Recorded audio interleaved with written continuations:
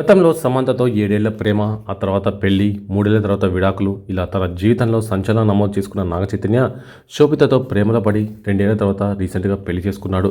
అయితే family life చాలా హ్యాపీగా ఉందని చాలా సార్లు చెప్పుకొచ్చిన నాగచైతన్య తాను ఏ పని చేసినా కూడా శోభిత సలహాలు తీసుకుంటాను అంటున్నాడు.